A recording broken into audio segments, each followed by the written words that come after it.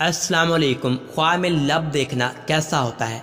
अजील friends के viewers, ख्वाब में लब देखना, ख्वाब में लबों का देखना मराद के पूरे होने पर दलील है और नीचे का लब ऊपर के लब से बेहतर है होंठ को देखना यानी।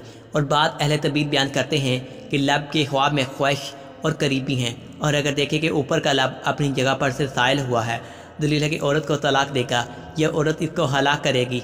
और अगर दोनों लब गिरे हुए देखे, दलील है कि इसको माँ बाप की तरफ से मुसीबत पहुँचेगी। और ये भी कहते हैं कि वो चुगलखोर होगा। और अगर अपने लबों को दर्दमंद देखे, दलील है कि गमगीन होगा। और अगर देखे कि इसके लब आपस में चस्पिंदा हैं यानी जोड़े हैं, इस तरह के खुल नहीं सकते हैं, दलील है कि इसका काम करे रुकेगा। और अगर औरत अपने लब पर स्याह खाल यानी तिल देखे, दलील है कि इसकी इज्जत ज़्यादा होगी।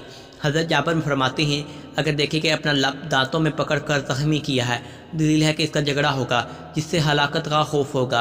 और अगर देखे कि इसके लब सूजे हुए हैं, दलील है कि इसका माल ज़्यादा होगा। अगर देखे कि इसके लब सुरख हो गए हैं, दलील है कि इसको हाकम बनेगा। और अगर देखे कि इसके लब सफ़ेद या सफ़ेद हैं, दलील है कि दोस्तों की वजह से गम खाएगा। और अगर देखे कि इसके लब कमज़ोर ज़ईफ़ हैं, दलील है कि इसका हाल बद होगा।